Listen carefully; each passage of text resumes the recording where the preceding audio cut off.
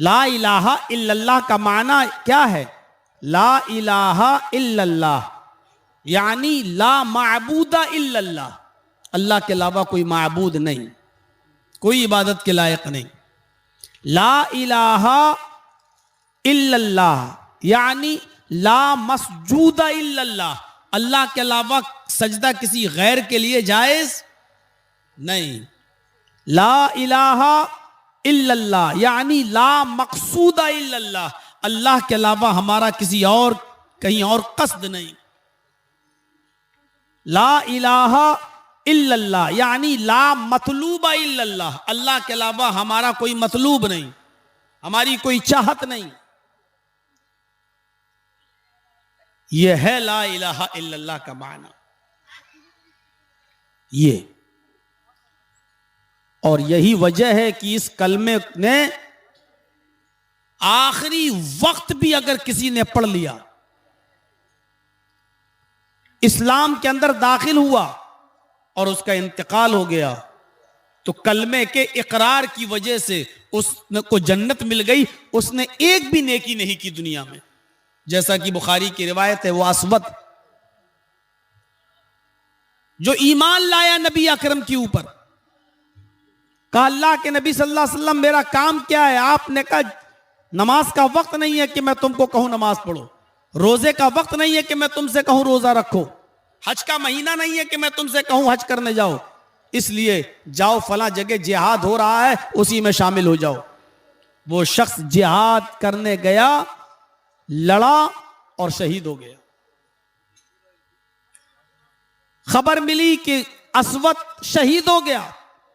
अल्लाह के नबी ने उसकी लाश को देखा, फरमाया ये वो शख्स है जिसने एक भी नेक अमल नहीं किया, एक भी नेक काम नहीं किया,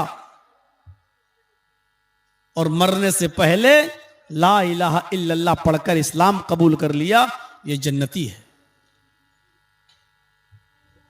और अबू तालिब ने पूरी जिंदगी नबी अकरम की खिदमत की, पूरी जिंदगी नबी की सेवा की, दुश्मनों से बचाया, लेकिन आखिरी वक्त इंतकाल का वक्त अल्लाह के नबी ने उनसे कहा चचा ला इलाहा इल्लल्लाह कह दो, नहीं कह रहे हैं। फरमाया अगर डरते हो लोग सुन लेंगे तो क्या कहेंगे, तो मेरे कान में कह दो ला इलाहा इल्लल्लाह, कयामत के दिन अल्लाह के सामने खड़े होकर मैं गवाही दे दूंगा, अल्लाह मेरे चचा ने मेरे कान में ला इलाहा इल्लल्लाह पढ़ा और अल्लाह से मैं आपकी सिफारिश करवाऊंगा। लेकिन अबू तालिब ने आखिरी वक्त भी कलमा नहीं पढ़ा और वो बगैर कलमा पढ़े इस दुनिया से चले गए।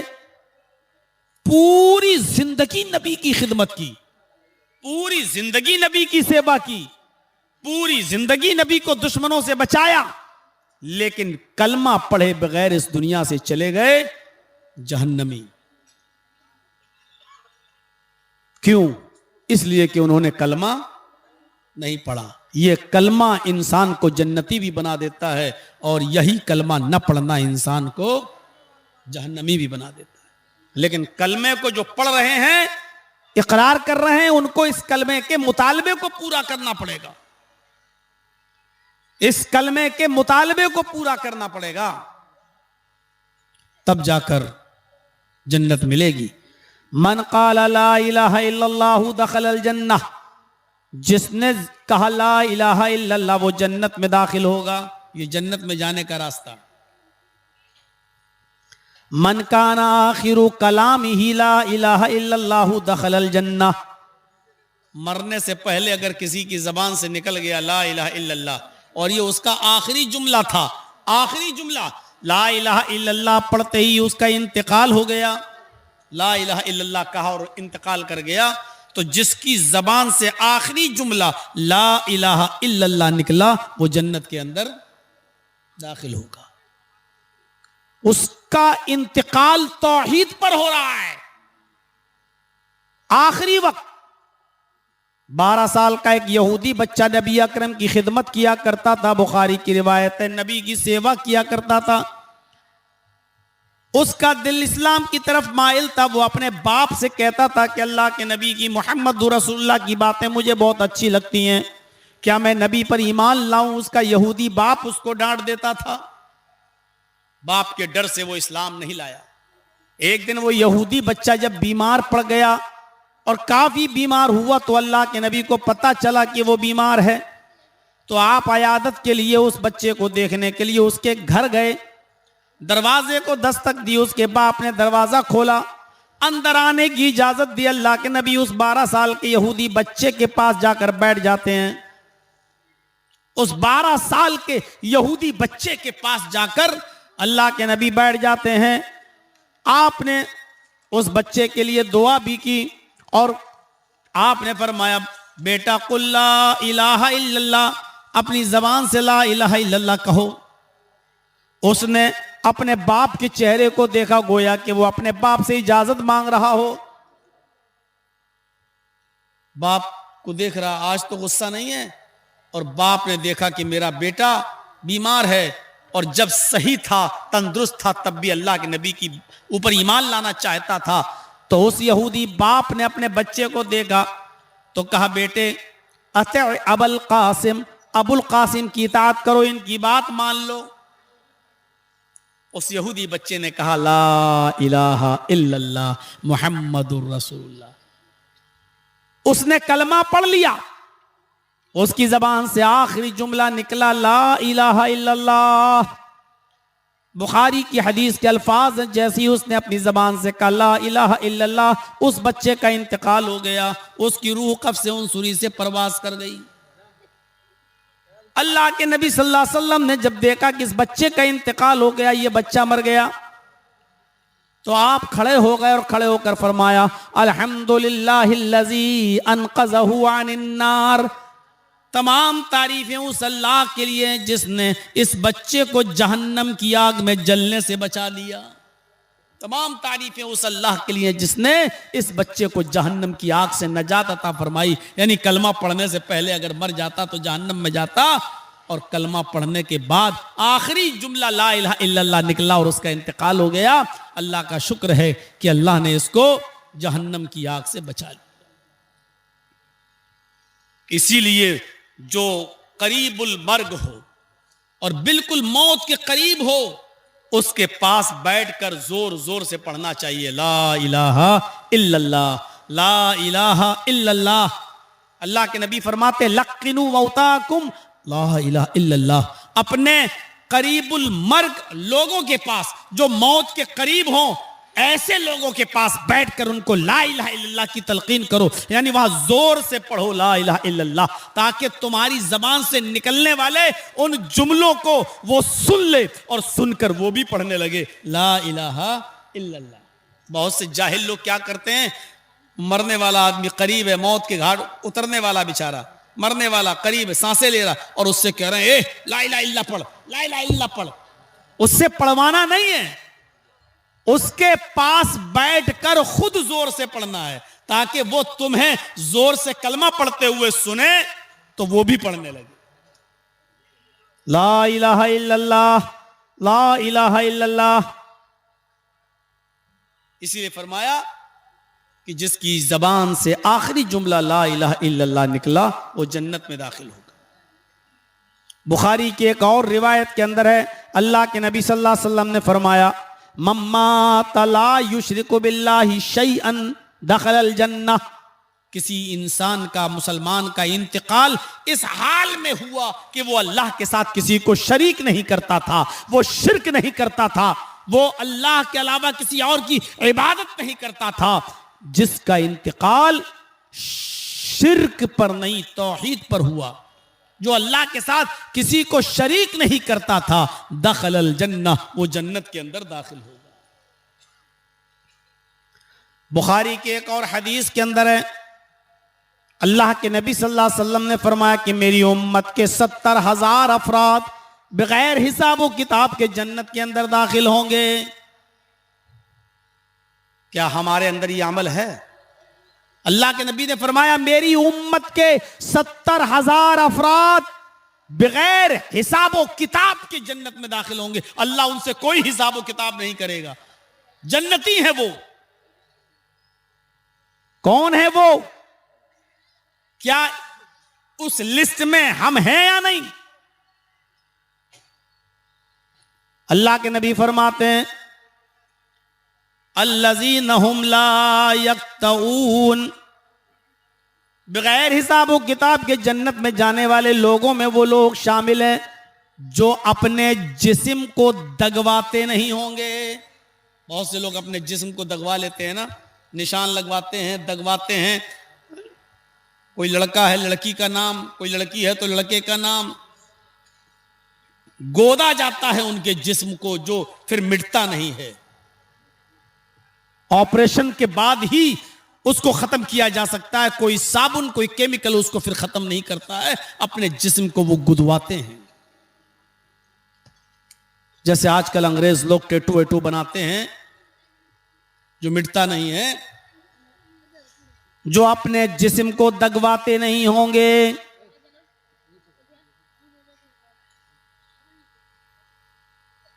अल्लज़ीना हुम ला यततय्यरून, जो बदशगुनी नहीं लेते होंगे।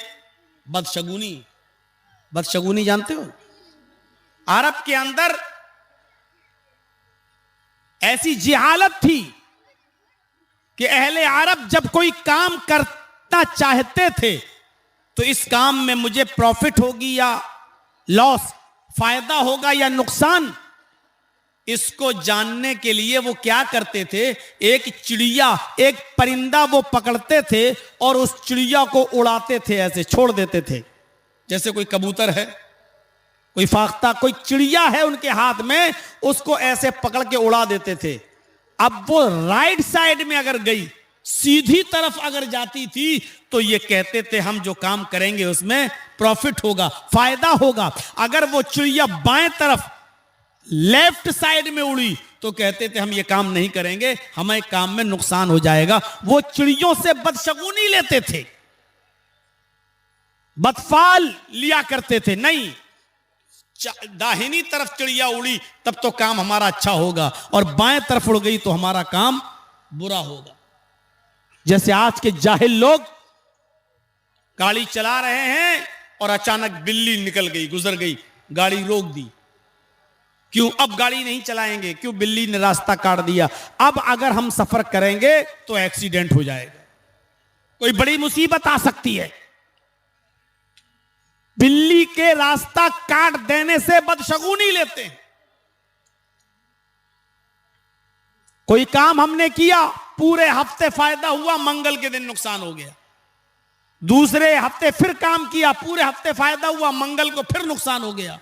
नहीं नहीं नहीं, पहले भी मंगल को नुकसान हुआ, इस मंगल को भी नुकसान हुआ। ये मंगल का दिन हमारे लिए बड़ा खराब दिन है, हम मंगल के दिन काम ही नहीं करेंगे। अब मंगल के दिन हम काम नहीं करेंगे क्योंकि नुकसान होता है, अब मंगल के दिन को हम बुरा दिन समझने लगे। ये है बदशगुनी। तो बगैर हिसाब और किताब के जन्नत में जाने वाले लोगों में वो होंगे जो अपने जिस्म को दगवाते नहीं होंगे। बगैर हिसाब और किताब के जन्नत में जाने वाले लोगों में वो भी हैं जो बदशगुनी नहीं लेते होंगे। और तीसरा, बगैर हिसाब और किताब के जन्नत में जाने वाले 70,000 लोगों में ये लोग भी शामिल होंगे। कौन? अल्लज़ीना हुम ला यस्तरकून, जो झाड़ फूक नहीं करते होंगे, जो झाड़ फूक नहीं कराते होंगे। कुछ भी हो जाए, मौलाना साहब ने झाड़ देना, जॉइंडीज हो जाए, पीलिया झाड़ देना, कुछ भी बुखार उखार आ जाए, जरा नीम का पत्ता लिया, जरा झाड़ देना। एक बात याद रखिएगा मसले की, अगर कोई शख्स बीमार है तो उस पर कुरान की आयतें, सूरह फातिहा वगैरह, मुअव्वज़तैन वगैरह पढ़कर दम किया जा सकता है, जायज है। लेकिन अगर कोई शख्स यह भी ना करे और अल्लाह पर तवक्कुल करते हुए छोड़ दे कि अल्लाह ने बीमार किया वही शिफा देगा, और सिर्फ ये कहे कि अल्लाह तू ही बीमार करता है और तू ही शिफा देता है, अल्लाहुम्मा शफी अंत शाफी, अय अल्लाह इसको शिफा दे, और ऐसी शिफा दे जो बीमारी के जड़ों नामो निशान को मिटा दे, और झाड़ फूक ना करे, तो ये और अफजल है, ये और ज्यादा बेहतर है। तो अल्लज़ीना हम ला यस्तरकून, जो झाड़ फूक नहीं करते होंगे। वअला रब्बिहिम यतवक्कलून, उन 70,000 लोगों में जो बगैर हिसाब किताब के जन्नत में जाएंगे, उनमें वो लोग भी शामिल हैं जो सिर्फ अपने रब के ऊपर भरोसा करते होंगे, किसी और के ऊपर उनका भरोसा नहीं होगा। जब अल्लाह के नबी सल्लल्लाहु अलैहि वसल्लम ये बयान कर रहे थे तो उसी महफिल में एक सहाबी बैठे थे जिनका नाम उकाशा था, जिनका नाम उकाशा इब्ने महसन था। उकाशा उठते हैं और कहते हैं फदुल्लाह अली, अल्लाह के नबी मेरे लिए दुआ कीजिए कि अल्लाह उन 70,000 लोगों में मुझे भी शामिल फरमा ले, अल्लाह उन 70,000 लोगों में मेरा भी शुमार फरमा दे। अल्लाह के नबी ने फरमाया अंत मिनहुम, आए उकाशा तुम उन्हीं लोगों में से हो जो 70,000 लोग जन्नत में जाएंगे, तुम भी उन्हीं में से हो। ये सुनकर एक और सहाबी उठे और कहने लगे अल्लाह के नबी मेरे लिए भी दुआ कीजिए कि अल्लाह उन लोगों में मुझे भी फरमा दे। अल्लाह के नबी फरमाते हैं अब नहीं, उकाशा तुम पर सबकत ले गया है, उकाशा ने पहल की और उकाशा के लिए बोल दिया गया है, अब नहीं, उकाशा सबकत ले गया है। ये बगैर हिसाब किताब के जन्नत में जाने वाले लोगों में हूं। हम अपने गरीबानों में झांकें, गौर करें, क्या ये अमल है हमारे पास? ये अमल जो हमें जन्नत में ले जाने वाले, क्या ये अमल हम कर रहे हैं? कितना हम ला इलाहा इल्लल्लाह का विर्द करते हैं और कितने हम उसका मुतालबा पूरा करते हैं? कितने लोगों की मौतें होती हैं हमारी आंखों के सामने, कितने लोग हैं जिनकी जबान से ला इलाहा इल्लल्लाह आखिरी वक्त में निकलता है। गौर कीजिए मेरे भाइयों, सोचिए। आइए जन्नत में जाने का एक रास्ता और हम आपके सामने रखते हैं, बहुत आसान रास्ता। और देखिए मुस्लिम शरीफ की रिवायत, मा मिनकुम मिन अहदिन यतवज़्ज़उ फयुहसिनुल वुज़ू सुम्मा क़ाल अशहदु अल्ला इलाहा इल्लल्लाह व अशहदु अन्ना मुहम्मदन अब्दुहु व रसूलुहु इल्ला फुतिहत लहु अब्वाबुल जन्नतिस समानिया। ये मुस्लिम शरीफ की हदीस के अल्फाज हैं। अल्लाह के नबी फरमाते हैं कि तुम में से जिसने वुजू बनाया, जिस शख्स ने वुजू बनाया, वुजू तो सब बनाते हैं, अब देखिए कितना सस्ता है जन्नत में जाने का रास्ता। भैया बार बार उठा बैठक मत करो। जिसने वुजू बनाया, और सिर्फ वुजू बनाया नहीं, फयुहसिनुल वुजू, अच्छी तरीके से वुजू बनाया। एक तो होता वुजू बनाना और एक होता अच्छी तरीके से वुजू बनाना। ऐसे बहुत से लोगों को देखा गया, वुजू तो बनाते हैं, जल्दी से आए, जमात खड़ी है, मस्जिद में आए, जमात खड़ी है, कितनी रकात निकल गई? 1 रकात निकल गई, 2 निकल गई, जल्दी से बैठे, मारा जल्दी से, छप छप छप छप करा और गए, अल्लाह अकबर। ऐसा वुजू नहीं, फयुहसिनुल वुजू, जिसने अच्छी तरीके से गया, माइक, जिसने अच्छी तरीके से वुजू बनाया, ये पानी लिया, हाथ धुला, देखिए अच्छी तरीके से वुजू ये होता है। फिर दाएं हाथ की उंगलियां बाएं हाथ की उंगलियों में, ये सब्बिक़ बैनल असाबिअ, उंगलियों के दरमियान खिलाल करना, ऐसे दाएं हाथ की उंगलियां बाएं हाथ की उंगलियों में और बाएं हाथ की उंगलियां दाएं हाथ की उंगलियों में। फिर दूसरा पानी लिया, फिर इसी तरीके से, फिर दाएं हाथ की उंगलियां बाएं और बाएं हाथ की उंगलियां दाएं उंगली, फिर तीसरी मर्तबा ऐसे। उसके बाद पानी लिया, आधा पानी मुंह में और आधा पानी नाक में खींचना है। समझ रहे हैं? वस्तनशक वस्तनसरा, कुल्ला करना और नाक में पानी डालना, यह अफजल है। जिस हदीस के अंदर यह आया 3 बार कुल्ला करो और फिर 3 बार नाक में पानी डालो, वो हदीस ज़ईफ है, लेकिन अमल किया जा सकता है, वो भी जायज है, लेकिन अफजल यही है, अच्छी तरीके से वुजू बनाने में यह चीज शामिल है कि चुल्लू पानी लिया, आधा पानी मुंह में लिया और आधा नाक में। अब शुरू शुरू में तो अभी ये प्रैक्टिस नहीं कर पाओगे, आधा लोगे कभी पूरा चला जाएगा, कभी आधा लोगे तो आधे से ज्यादा चला जाएगा, थोड़ा सा रह जाएगा नाक के लिए, कभी थोड़ा सा मुंह में जाएगा, नाक में ज्यादा चला जाएगा। प्रैक्टिस करो पहले, जरूरी नहीं कि नमाज वुजू बनाना हो तभी प्रैक्टिस करो, ऐसे ही प्रैक्टिस करो, पानी लो, कोशिश करो। तो आधा पानी मुंह में और आधा पानी नाक में खींचिए और फिर उंगली से ये नाट, फिर और ये उंगली नाक में डाली ऐसे, फिर ये अंगूठा है ना, ये नाक दबाइए ऐसे, झाड़िए। हम झाड़ के नहीं बताएंगे, ठंड का मौसम चल रहा है, वरना असली घी यही दिखाई देगा। ये जो है आप पकड़ें अंगूठा और झाड़िए कस के, और फिर ये दबाइए। पूरा वुजू का तरीका ज़ादुल माद में पढ़ लीजिए, अल्लामा इब्नुल क़य्यिम ने लिखा। फिर ये इस उंगली से इसको दबाइए, फिर झाड़िए, फिर दोनों उंगली से दबा के ऐसे फेंकिए और फिर हाथ धुल लीजिए। वस्तन शका वस्तन सरा, आधा पानी मुंह में और आधा पानी नाक में, फिर कुल्ला कीजिए, फिर नाक झाड़िए। ये तीन ही बार करना है। अब जब आधा पानी मुंह में लेंगे और आधा पानी नाक में, तो कुल्ला और नाक में ये हो गया अमल।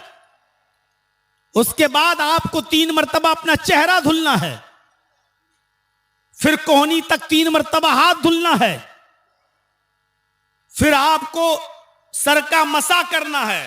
टोपी ओपी लगाए हो तो हटा दीजिएगा और ऐसे मसा करना, दोनों हाथों पे पानी लेके ये पूरा जहां तकिया लगाते हैं सर, यहां तक ले जाइए ये, और फिर इसी को यहां तक लाइए। बाल बिगड़ते हैं तो बिगड़ जाने दीजिए, थोड़ी देर के लिए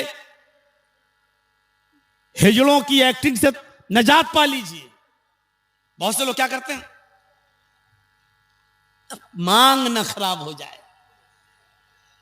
मांग खराब होने दो, ये ऐसे करिए ये, और फिर इसको वापस लाइए और फिर इन्हीं दोनों उंगलियों को कान में डाल लीजिए अंदर तक और ऐसे घुमाइए अंदर ही अंदर, ये ऐसे घुमाइए और उसके बाद में दोनों अंगूठे जो ये इसको लेके कान का ऐसे ये और फिर 3 मरतबा आप पैर धुल लीजिए।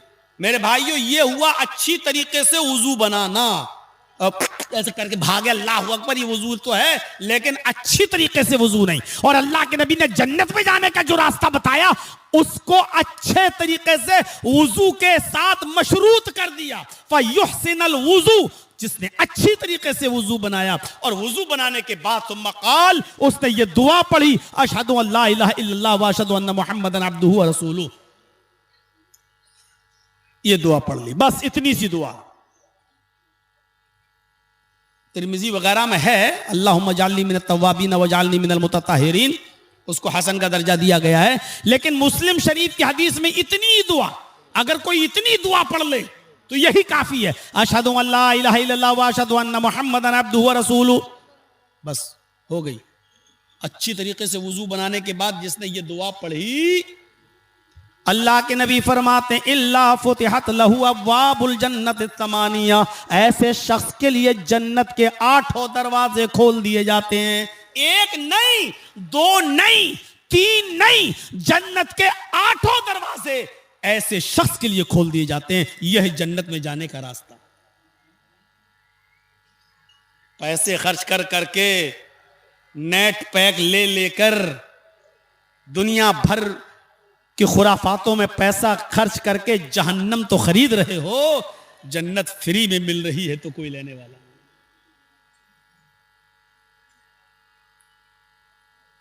यह है जन्नत में जाने का रास्ता। और 1 दरवाजा नहीं, 8 दरवाजे उसके लिए खोल दिए जाते। जन्नत में जाने का एक और रास्ता देखिए।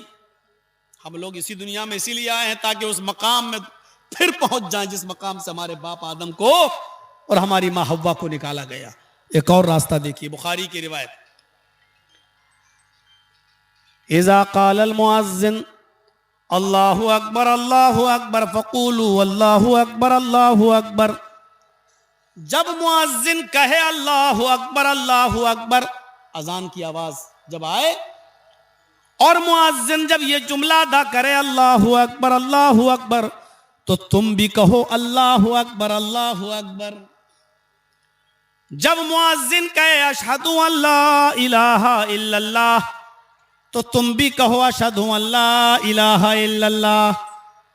व इज़ा क़ालल मुअज़्ज़िन अशहदु अन्न मुहम्मदर रसूलुल्लाह फ़क़ूलू अशहदु अन्न मुहम्मदर रसूलुल्लाह। और जब मुअज़्ज़िन कहे अशहदु अन्न मुहम्मदर रसूलुल्लाह, तो तुम भी मुअज़्ज़िन का जवाब दो, अशहदु अन्न मुहम्मदर रसूलुल्लाह कहो। व इज़ा क़ालल मुअज़्ज़िन हय्या अलस्सलाह फ़क़ूलू ला हौला वला कुव्वता इल्ला बिल्लाह। और जब मुअज़्ज़िन कहे हय्या अलस्सलाह, तो तुम कहो ला हौला वला कुव्वता इल्ला बिल्लाह। जब मुअज़्ज़िन कहे हय्या अलल फलाह, तो तुम कहो ला हौला वला कुव्वता इल्ला बिल्लाह। फिर जब मुअज़्ज़िन कहे अल्लाहु अकबर, तो तुम भी कहो अल्लाहु अकबर। और जब मुअज़्ज़िन कहे ला इलाहा इल्लल्लाह, तो तुम भी कहो ला इलाहा इल्लल्लाह।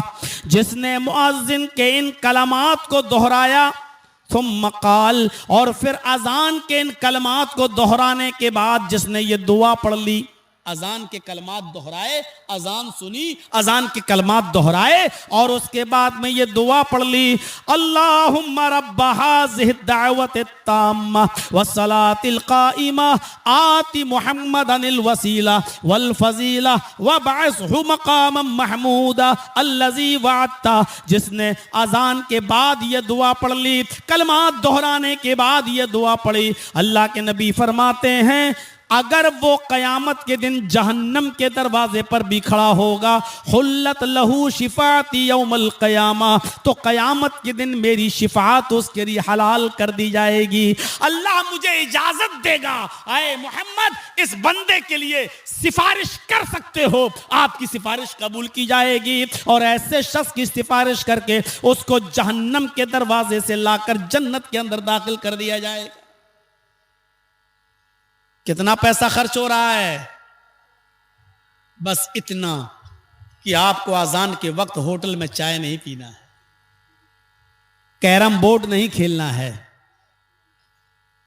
मैच नहीं खेलना है, घड़ी या मोबाइल में होने वाली घड़ी मौजूद उस पर नजर डालो, 2 मिनट अजान होने से पहले जल्दी से वजू बना के फारिग हो जाओ और अब जब अजान होने लगे तो उसके कलमात दोहराओ और ये दुआ पढ़ो। मेरे भाइयों, उस शख्स के लिए अल्लाह के नबी कहते हैं कयामत के दिन मेरी सिफारिश हलाल कर दी जाएगी, वो मेरी सिफारिश का मुस्तहिक होगा, मेरी शिफात का मुस्तहिक होगा। जन्नत में जाने का रास्ता है।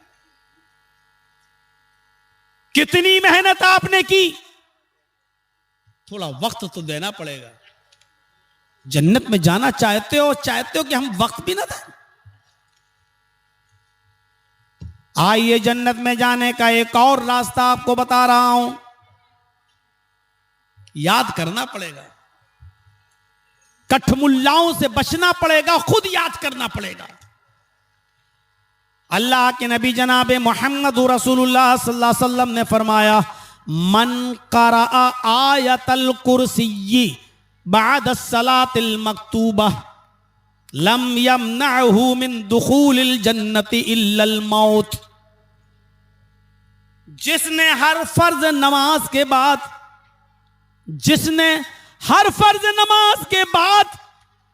आयतल कुर्सी पढ़ी, फर्ज नमाज के बाद आयतल कुर्सी, हर फर्ज नमाज के बाद, जिसने हर फर्ज नमाज के बाद आयतल कुर्सी पढ़ी, आयतल कुर्सी, लम यमनअहु मिन दुखूलिल जन्नति इल्लल मौत, इस आदमी को जन्नत में जाने से सिर्फ मौत रोक रही है। यह आदमी जन्नत में इसलिए नहीं जा रहा है क्योंकि जिंदा है, यानी मौत रुकावट बनी हुई है, यहां मरा वहां जन्नत में दाखिल, यानी जन्नत में जाने का यह रास्ता है।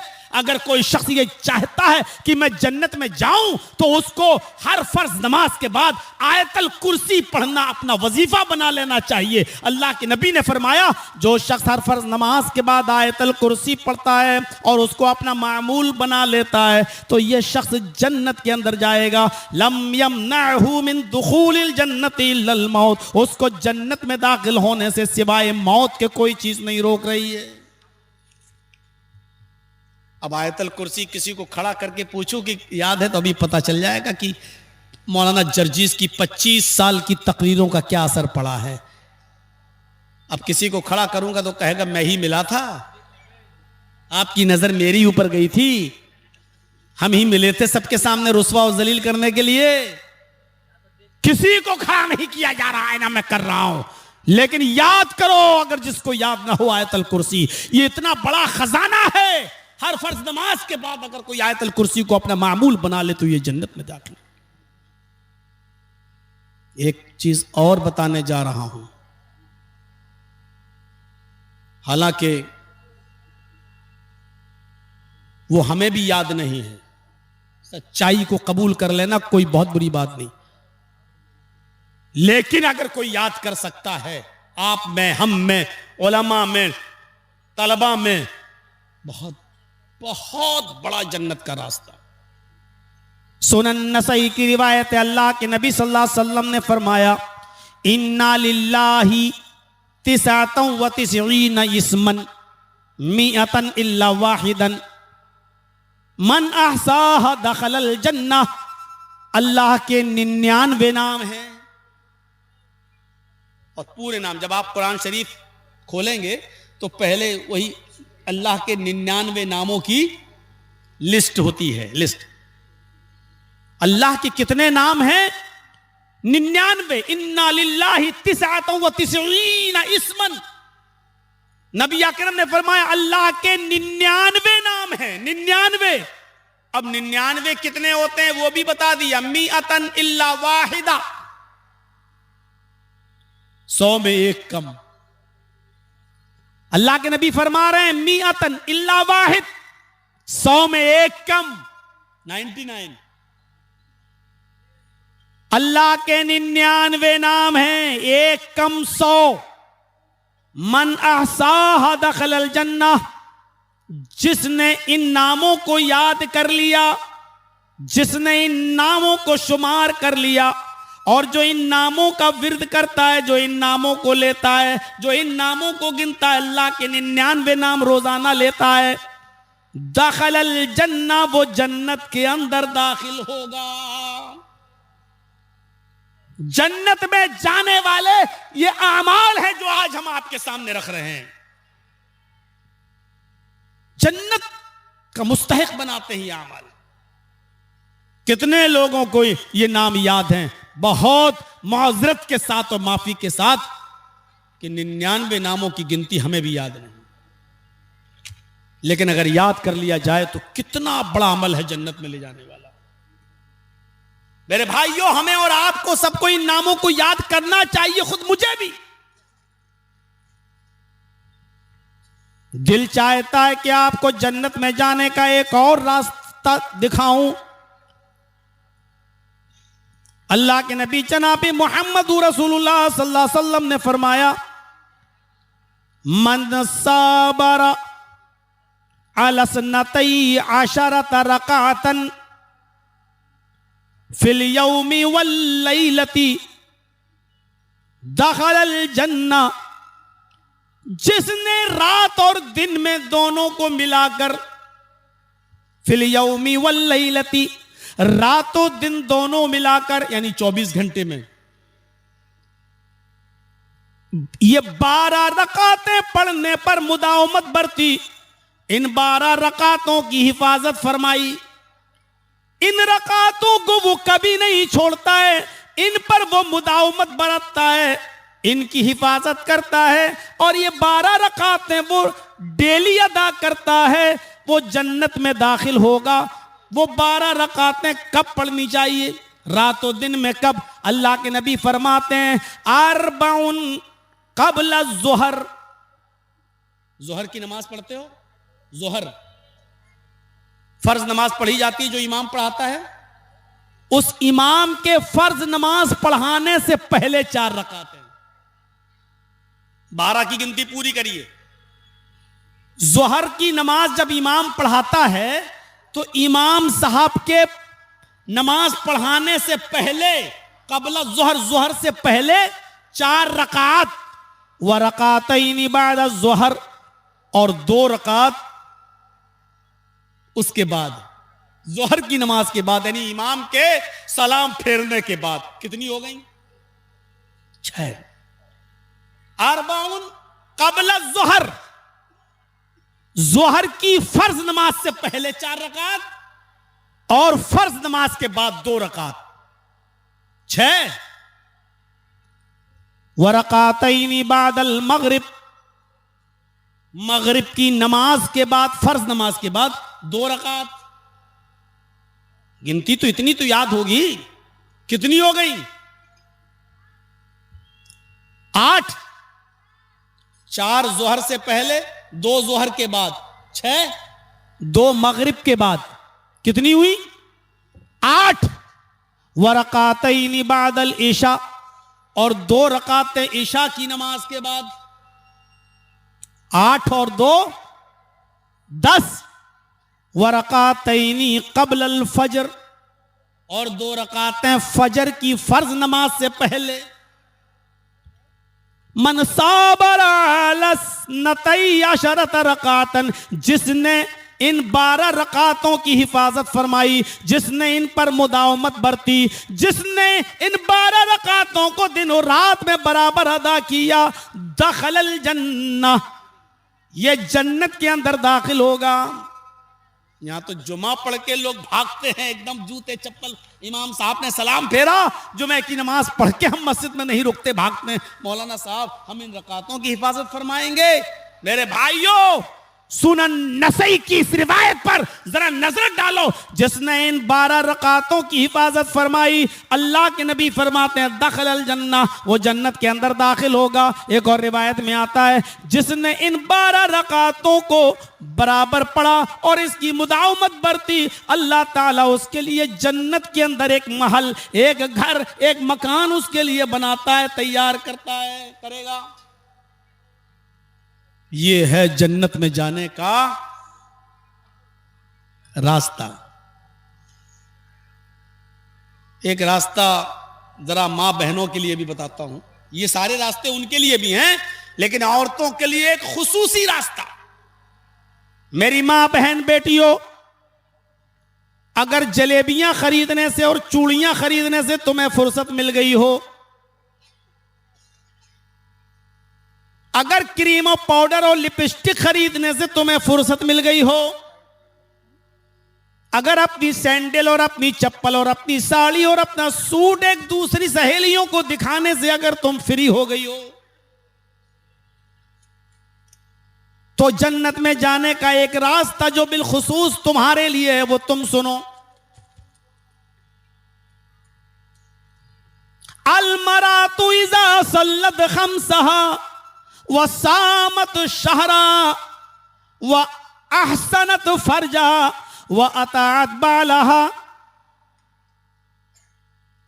अलमरातु इज़ा सल्लत खम्सहा व सामत शहरा व अताअत बालहा व अहसनत फरजहा फलतदखुल मिन अब्वाबिल जन्नति शात। इमाम अहमद इस हदीस को अपनी मुस्नद के अंदर नकल करते हैं। अल्लाह के नबी फरमाते हैं, जिस औरत ने 5 वक्त नमाज की हिफाजत फरमाई, जो 5 वक्त नमाज पाबंदी से पढ़ती है, वह सामत शहरा, रमजान के पूरे महीने के रोजे रखती है, रमजान के पूरे महीने के रोजे रखती है, वह अहसनत फरजहा, और अपनी शर्मगाह की हिफाजत फरमाती है। शर्मगाह की हिफाजत के हम 2 माने हैं। एक माना तो यह कि वो अपनी शर्मगाह को किसी अपने शौहर के अलावा किसी दूसरे के बिस्तर पर नहीं ले जाती, अपने आप को अपने शौहर के अलावा किसी और के सामने वो पेश नहीं करती, अपने जिस्म को किसी गैर के सामने, शौहर के अलावा किसी और के सामने प्रस्तुत नहीं करती। एक तो शर्मगाह की हिफाजत का माना ये है, और दूसरा ये कि वो अपने सतर की हिफाजत करती है, यानी वो इतना बारीक और चुस्त लिबास नहीं पहनती कि जिससे उसके जिस्म की नशोनुमा, उसके जिस्म का बनाओ सिंगार साफ दिखाई दे, बनावट और कसावट सब दिखाई दे, उसके जिस्म का एक एक पार्ट्स आया नजर आए, नशेब व फराज नजर आए।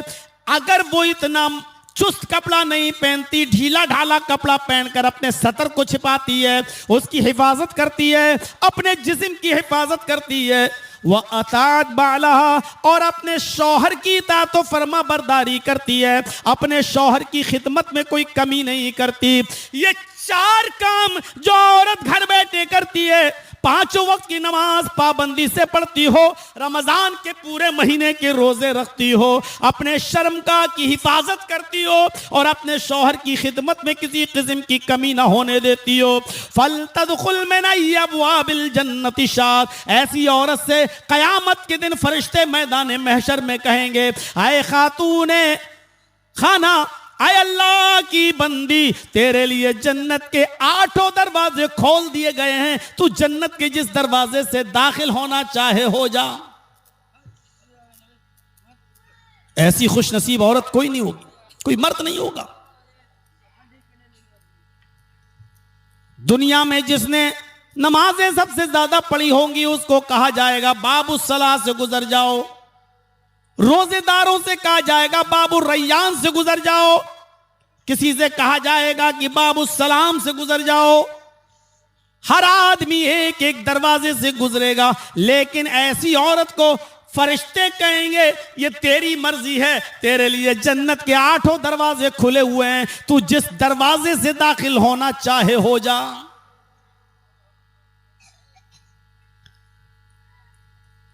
ये हुक्म अल्लाह के नबी ने मर्दों को भी दिया, नौजवानों को भी दिया, लड़के और लड़कियों दोनों को भी दिया। फरमाया मैं यज़मन ली बैना लहयैहि व रिजलैहि अज़मन लहुल जन्ना। अल्लाह के नबी सल्लल्लाहु अलैहि वसल्लम फरमाते हैं कि आए लोगों, ख्वाह वो मर्द हो या औरतें, मुझे 2 चीजों की गारंटी दे दो, मुझे 2 चीजों की जमानत दे दो, मैं उसको जन्नत की जमानत देता हूं। तुम 2 चीजों का वादा मुझसे कर लो, मैं तुमसे जन्नत का वादा करता हूं। तुम 2 चीजों की जमानत मुझे दे दो, गारंटी मुझे दे दो, और मैं तुम्हें जन्नत की गारंटी देता हूं। आपने फरमाया बैना लहयैहि, दाढ़ी के दरमियान, ये होंठ, ये जबान जो तुम बोलते हो, दोनों होंठों के दरमियान, दाढ़ी के दरमियान जो जबान है 32 दांतों के बीच में, ये कभी गाली देती है, ये कभी सुभान अल्लाह पढ़ती है, कभी अल्हम्दुलिल्लाह पढ़ती है, कभी गीबत भी करती है और कभी चुगली भी करती है। तुम इस जबान के इस्तेमाल की गारंटी मुझे दे दो कि इसको गाली गलूज में, झूठ में, यारी और मक्कारी में इस्तेमाल नहीं करोगे, इसको सिर्फ अल्लाह के कलमे की अदायगी के लिए इस्तेमाल करोगे। इस जबान से किसी मुसलमान को क्या गैर मुस्लिम को भी तकलीफ नहीं दोगे, इस जबान का सही इस्तेमाल करोगे। एक तो अपनी जबान के सही इस्तेमाल की गारंटी मुझे दे दो, व बैना रिजलैहि, और दोनों पैरों के दरमियान यानी शर्मगाह की गारंटी मुझे दे दो कि इसको अपनी बीवी के अलावा कहीं इस्तेमाल नहीं करोगे। जो हमें इन 2 चीजों की गारंटी दे दे कि अपनी शर्मगाह का गलत इस्तेमाल नहीं करेगा और अपनी जबान का गलत इस्तेमाल नहीं करेगा, तुम इन 2 चीजों की जमानत मुझे दे दो, इन 2 चीजों की गारंटी मुझे दे दो। अज़मन लहुल जन्ना, मैं तुम्हें जन्नत की जमानत देता हूं, मैं तुम्हें जन्नत की गारंटी देता हूं। यह है जन्नत में जाने का रास्ता, यह है जन्नत में ले जाने वाला अमल। मैं समझता हूं कि आज इतनी हदीसें पढ़ दी हैं कि मैंने अपनी पूरी जिंदगी 25 साल तकरीरी दौर में इतनी हदीसें कभी नहीं पढ़ी। आसमान लहुल जन्ना, मैं तुम्हें जन्नत की जमानत देता हूं। इन नौजवानों से कहा जा रहा है, चाहे वो लड़का हो या लड़की, मर्द हो या औरत, जबान तो सबके पास है, शर्मगाह तो सबके पास है, दोनों से कहा जा रहा है तुम मुझे शर्मगाह की और जबान की सही इस्तेमाल की गारंटी दे दो, मैं तुम्हें जन्नत की गारंटी देता हूं। यह है जन्नत में जाने का। और इन दोनों ही की वजह से इंसान सबसे ज्यादा जहन्नम में डाला जा रहा है। हजरत अबू बकर सिद्दीक तो ये जबान एक पकड़ के खींच रहे थे ऐसे, और मिसवाक थी उनके पास, ऐसे जबान को मिसवाक से मार रहे थे। किसी ने कहा ये क्या कर रहे हो? कहा इस पर लगाम लगा रहा हूं, यही वो चीज है जिसकी वजह से लोग जहन्नम में औंधे मुंह डाल दिए जाते हैं। इस जबान को मैं कंट्रोल में ला रहा हूं ताकि ये गलत लफ्ज ना निकाले मुंह से। सोचिए, अब आप लोग घबराइएगा नहीं, वो आवाजें आती हैं, वो तो होगा। झूला नहीं लगाओगे तो जर्जिस को सुनने कौन आएगा? जलसे की कामयाबी तो झूलों पर, चूड़ियों पर, जलेबियों पर टिकी हुई है ना।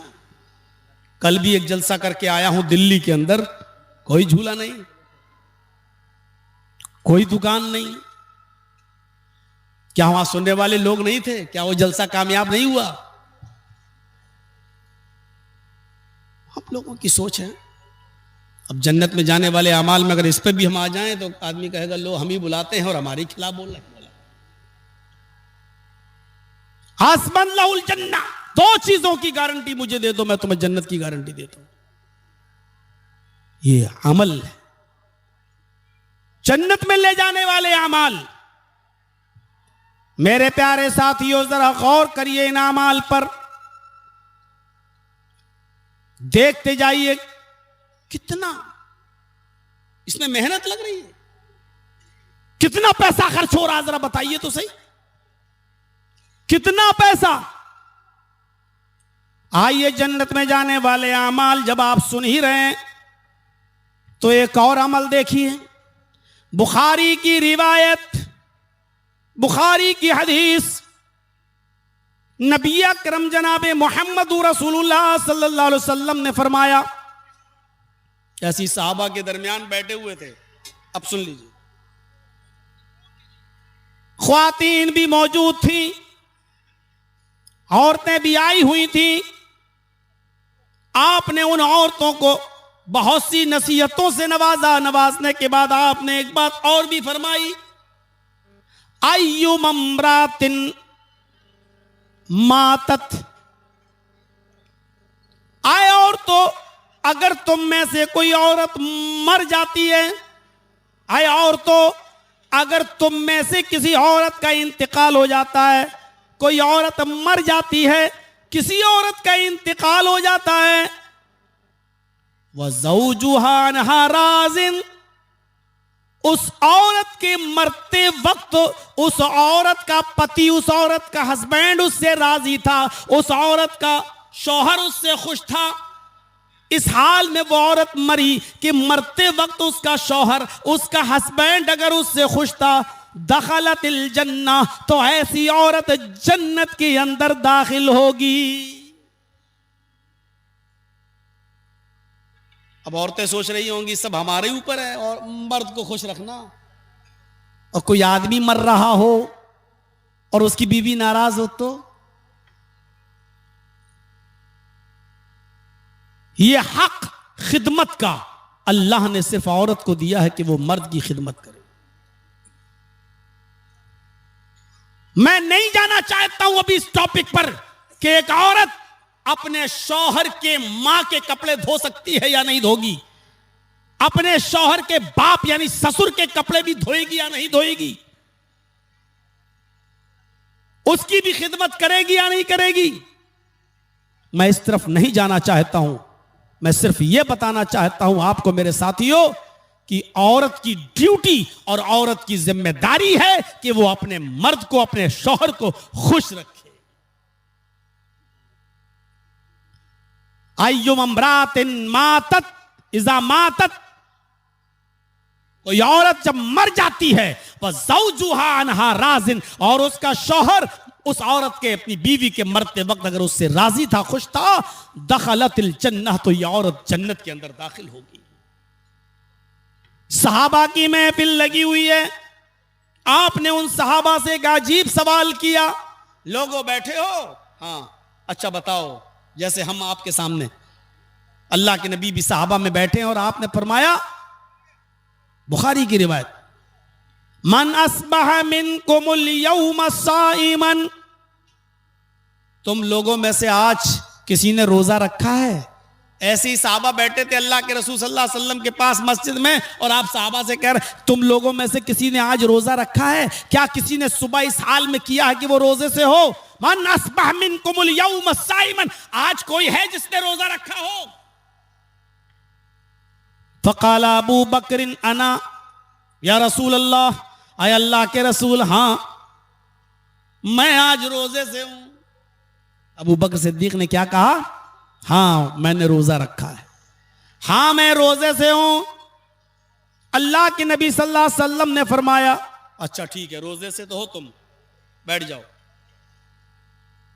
मन तबिया मिनकुमुल यौमा जनाजतन, क्या तुम लोगों में से कोई ऐसा भी है जिसके यहां किसी का इंतकाल हो गया हो और वो उस मय्यत के साथ, उस जनाजे के साथ उसके पीछे पीछे चला हो, उसकी जनाजे की नमाज भी पढ़ी हो और उसके साथ कब्रिस्तान तक गया हो और मिट्टी भी दी हो? क्या तुम में से कोई ऐसा शख्स है जो अपने इलाके में किसी मय्यत के पीछे पीछे चला हो, जनाजे के पीछे पीछे चला हो, कब्रिस्तान तक गया हो, मिट्टी तक दिया हो?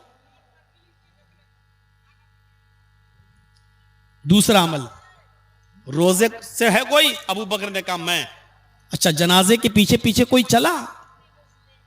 फकाला अबू बकरिन अना या रसूल अल्लाह, अबू बकर सिद्दीक ने फिर कहा, आय अल्लाह के नबी, मेरे इलाके में, मेरी बस्ती में किसी का इंतकाल हुआ, मैंने ही उसको गुस्ल दिया, उसको कफन भी पहनाया, जनाजे की नमाज भी पढ़ाई और कब्रिस्तान तक भी लेकर गया, उसको कब्र में भी मैंने उतारा। हां आज मैंने एक जनाजे के पीछे पीछे चलकर उसको कब्रिस्तान तक पहुंचाया।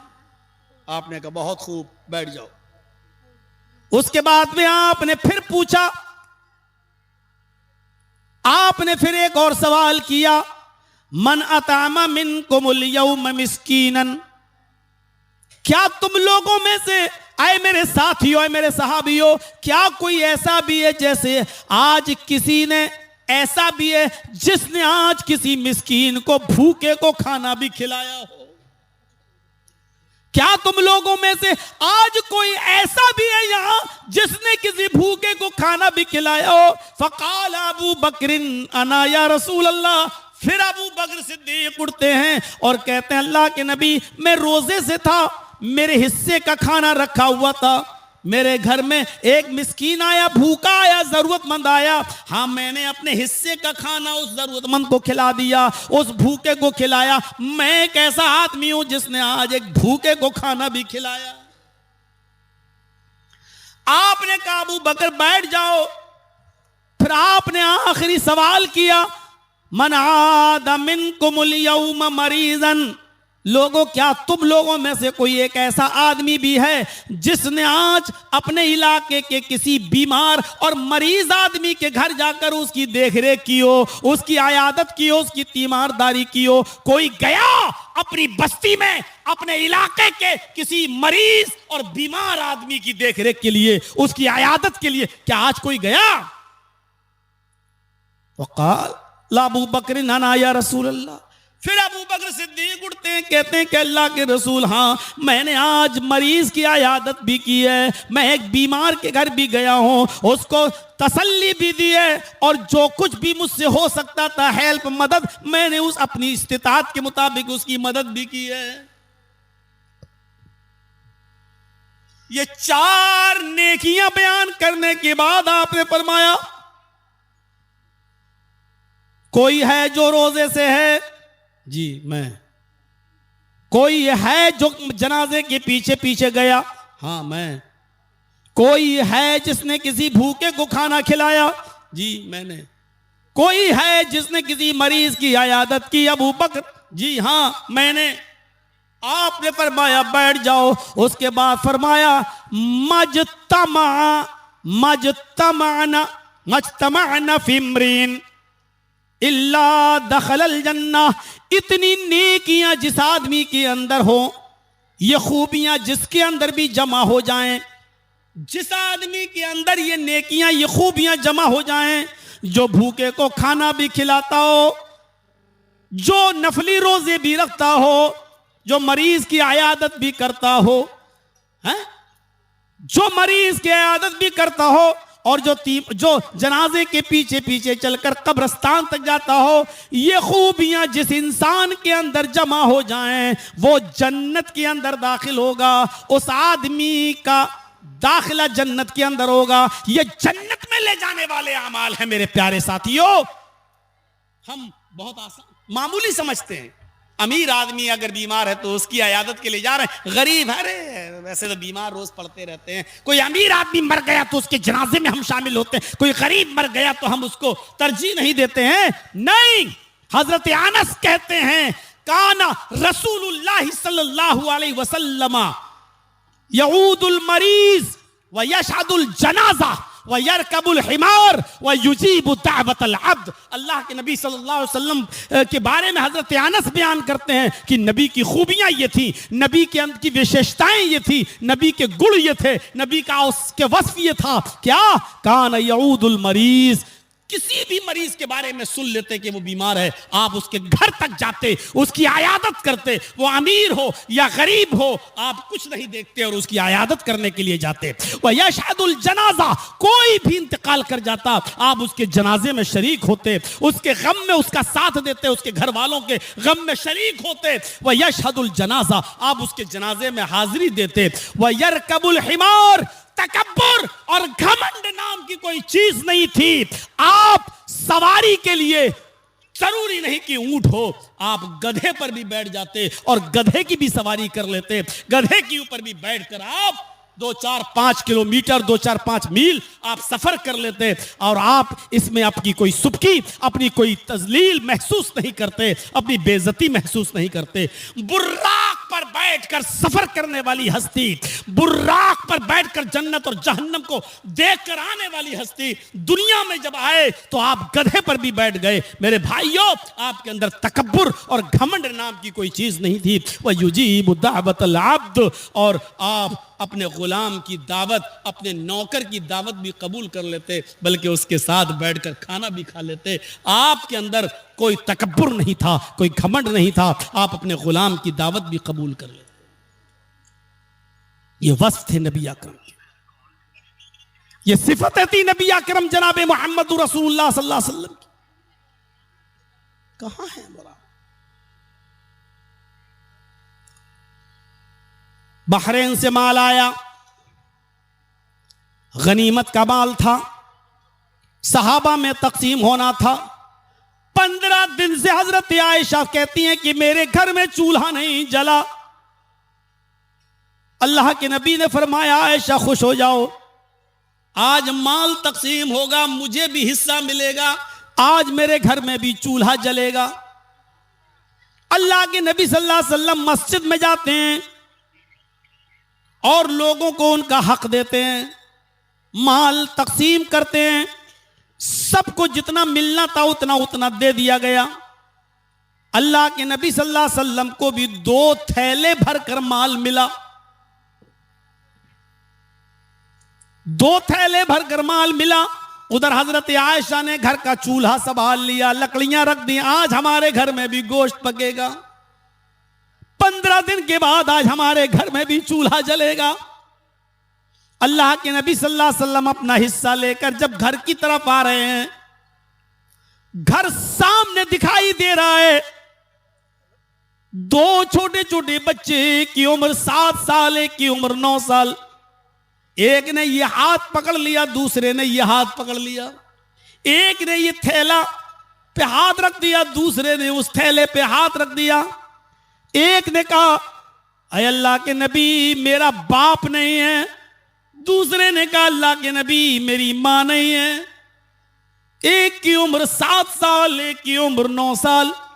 एक ने कहा अल्लाह के नबी 5 दिन से खाना नहीं खाया, दूसरे ने कहा अल्लाह के नबी 7 दिन से, पूरे हफ्ते से मेरे घर में चूल्हा नहीं जला। अल्लाह के नबी सल्लल्लाहु अलैहि वसल्लम ने यह हाथ छोड़ दिया और ये थैला इस बच्चे को दे दिया, दूसरा हाथ छोड़ दिया, ये थैला इस बच्चे को दे दिया। दोनों बच्चे नबी के उस थैले को लेकर जा रहे हैं और अल्लाह के नबी उन बच्चों को अपने आंखों से देख रहे हैं और उस वक्त तक देखते रहे जब तक कि वो बच्चे मोहम्मद रसूलुल्लाह की आंखों से ओझल नहीं हो गए, गायब नहीं हो गए। आपकी आंखों में आंसू थे उन यतीम बच्चों को देखकर। फिर आप अपने घर की तरफ बढ़े, दरवाजे पर दस्तक दी। आयशा सिद्दीका दौड़ती हुई आई, दरवाजा खोला खुशी खुशी कि आज अल्लाह के नबी अपना हिस्सा लेकर आ रहे होंगे। जैसे ही दरवाजा खोला, क्या देखती है, जैसे गए थे वैसे ही आए, खाली हाथ गए थे खाली हाथ आए। कहा अस्सलामु अलैकुम, जवाब दिया वालेकुम अस्सलाम। अल्लाह के नबी आप तो अपना हिस्सा लाने वाले थे, क्या हुआ? फरमाया आयशा रास्ते में दो यतीम बच्चे मिल गए, मैंने उन दोनों यतीम बच्चों को अपना हिस्सा दे दिया। रख दो यहीं, अपना हिस्सा दे दिया। एक के बाप नहीं थे, एक की मां नहीं थी, एक का बाप नहीं, एक की मां नहीं। अल्लाह के नबी ने फरमाया आयशा मैंने अपनी आंखों से देखा, एक ने कहा कानों से सुना, एक ने कहा 5 दिन से चूल्हा नहीं जला, दूसरे ने कहा 7 दिन से कुछ नहीं मिला। आयशा मैंने अपना हिस्सा उनको दे दिया। हजरत आयशा कहती हैं अच्छा किया, लेकिन एक एक मुट्ठी दोनों थैलों में से निकाल लेते तो आज मेरे घर में भी चूल्हा जल जाता।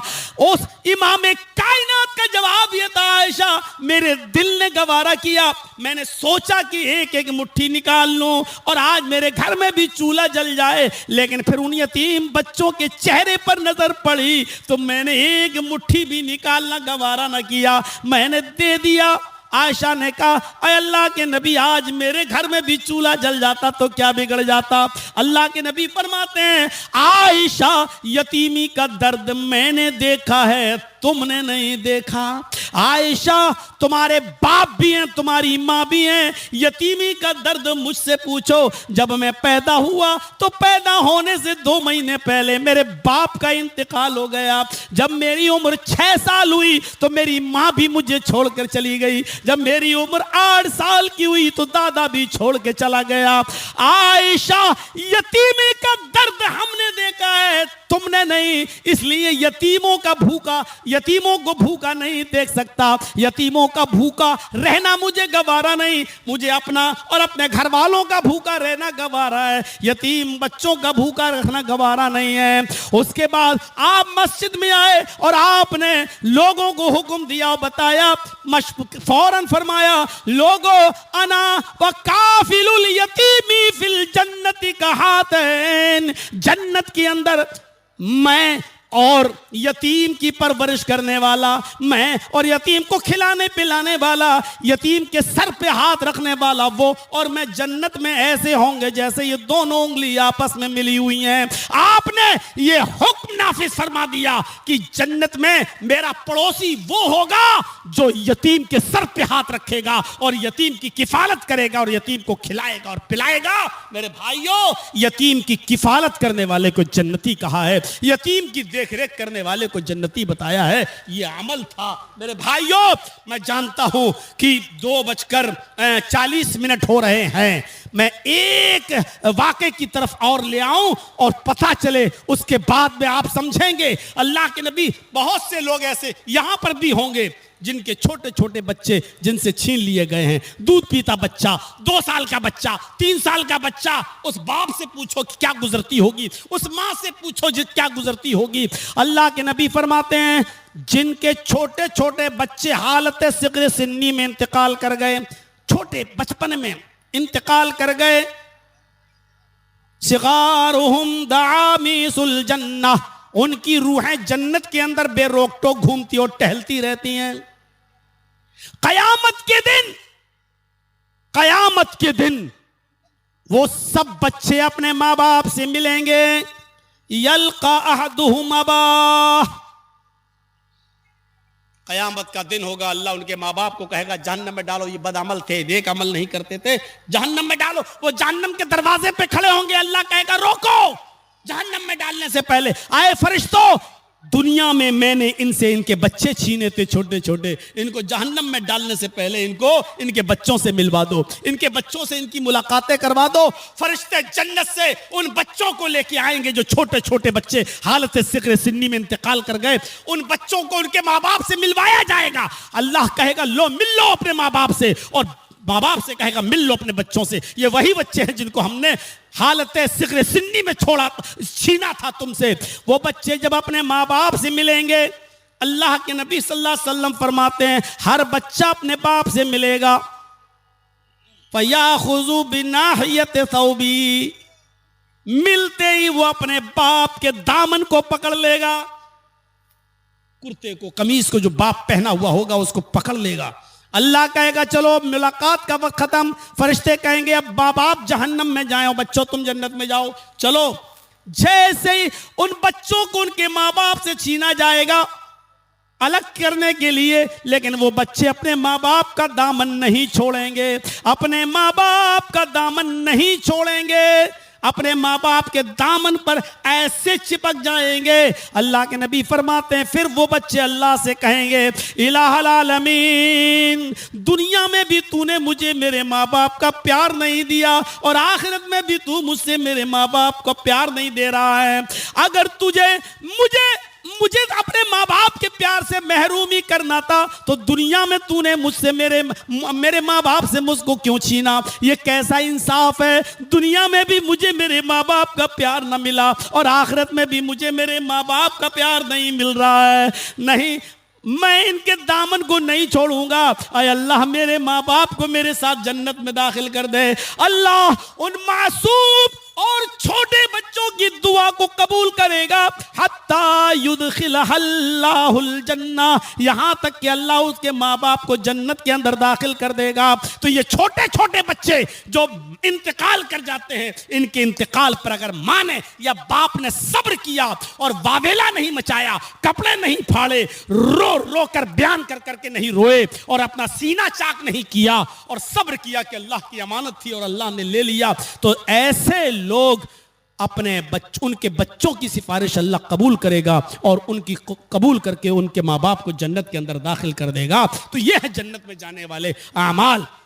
और भी बहुत से आमाल हैं मेरे भाइयों। मेरे बाद शेख अब्दुल गफ्फार साहब को भी बोलना है, हजरत अली साहब भी आए हैं उनको भी बोलना है, अभी भी मुकर्रिरीन की एक फहरिस्त है। लेकिन आपसे मेरी गुजारिश ये है मेरे भाइयों कि जन्नत में ले जाने वाला अमल ये भी है कि इल्म के रास्ते में जो चला, ये भी एक रास्ता है जो जन्नत तक ले जाता है।